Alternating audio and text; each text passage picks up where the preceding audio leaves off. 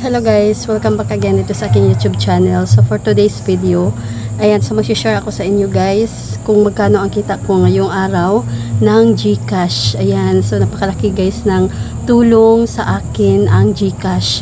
So ito yung nagpapalaki ng aking kita dito sa aking tindahan. Noon guys, noong hindi pa ako nag-GCash, marami ang pumupunta dito na naghanap ng GCash, mag-cash in, cash out.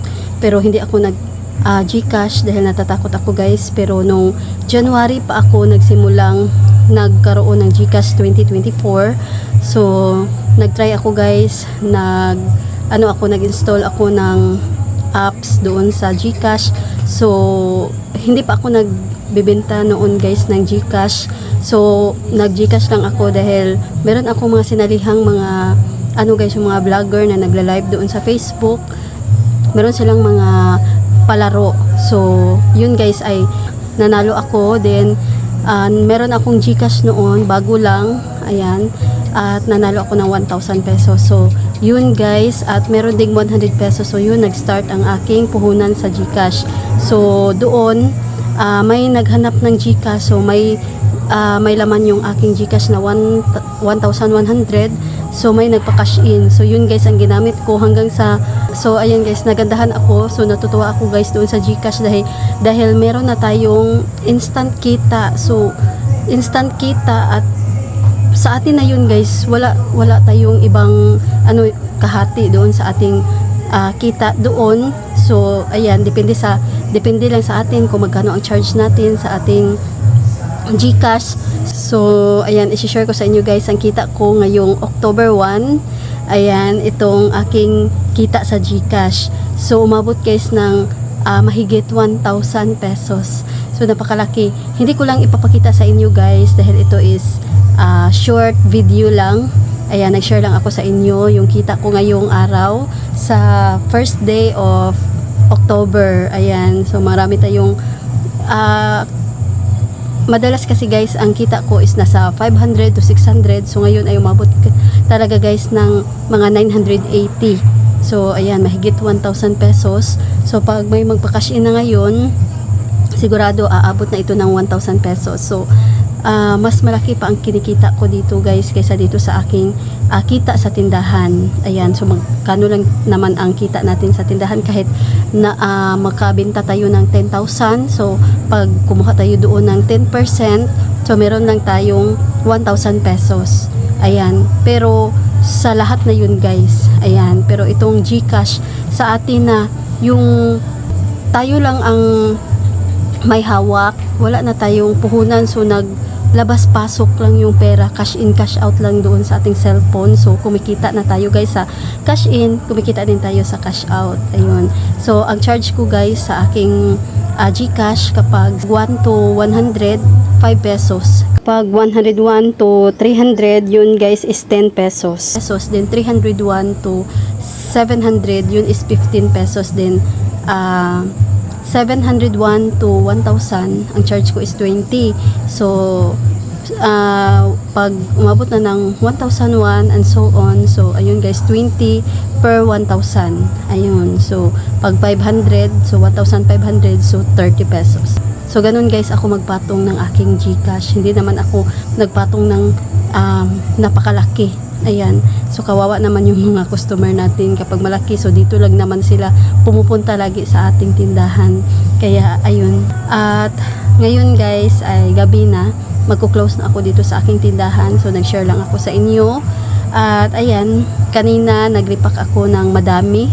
Ayan, nagripak ako ng asukal, mga asin, paminta. So nabisi talaga ako kanina. So ngayon bigla kong naisip guys na bilangin yung kita ko sa GCash dahil wala kasi akong record book or something na notebook na doon ako nagre-record. Wala akong ganun, hindi ako nagre-record. So kanina tiningnan ko lang doon, dalawang account kasi guys, yung account ko at account ng aking partner ang aming ginamit. Depende kasi guys, dalawa kasi yung number na nakalagay dito sa harap, kaya depende lang kung saan nila i-send yung kanilang cash in, cash out. Ayun, meron kasing mga QR code, meron ding yung mga ganun guys. So wala naman akong dito So ngayon, ah bigla kong naisip na bilangin yung kita ko. Ay, so pasensya na kayo guys na biglang na ano lang. So binilang ko, umabot talaga siya ng 900 plus, 980. So ngayon lang guys yung ika 180 na merong nagpa-cash in ng 350. So meron na tayong 15 pesos doon guys. Kaya umabot na ng 980. So ngayon guys, wala nang nagpa-cash in, wala nang nagpa-cash out. So magko-close na ako. So pag nag-close na kami, hindi na ako lalabas dito sa tindahan. Ayan. So yan lang guys. Napakalaki ng kita ko dito sa ating GCash. So nagpapasalamat talaga ako guys sa customer ko, sa aking mga customer dito sa nagpapa-GCash sa akin. Dahil sila yung nagsasabi sa amin dati, mag-GCash ka. Ayan. So number lang naman namin ang ilalagay nyo, sabi niya sa akin. So sabi ko, pag-isipan ko, so ganun. Natatakot kasi ako guys, baka magkamali ako. May times kasi kapag kahit load lang yung retailer, yung ano kasi guys, yung gamit ko, yung retailer SIM, yung load wallet, ayun, yung retailer SIM na Globe, Smart. May times kasi guys na magkakamali din ako. Masisend ko sa ibang number, ayun, hindi ako nakakarinig masyado siguro na kapag ayan, maraming mga nagpapasounds dito. Kaya kapag GCash, pera din yun guys, ayan, malaking pera din ang mawawala sa atin kapag nasend natin sa iba din hindi na ibabalik. Kaya ayun, so ngayon nga na meron akong GCash, so nagpapasalamat talaga ako guys dahil dito ako kumikita ng malaki. At ayan, na malaking tulong talaga siya dito sa aking tindahan dahil kaya ayan, marami tayong stock dahil siguro sa kita ko sa GCash. Then meron din akong ibang kinikita dito sa aking tindahan. Meron akong ibang income na hindi ko muna sasabihin sa inyo dahil baka ano guys, confidential. Kaya ayan, so pag-isipan ko pa kung i-share ko ba sa inyo dahil baka bawal. So ayun guys, dito ko na lang tatapusin itong aking video for today. So sana ay nagustuhan ninyo. So sana guys ay naintindihan nyo dahil ako ay Bisaya.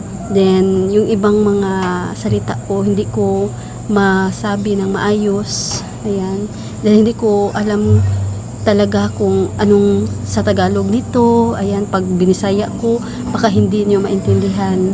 Kaya ayan, sana ay naintindihan nyo guys. So dito ko na lang tatapusin itong aking video for today. So sana ay nagustuhan nyo guys. So ayan, thanks for watching.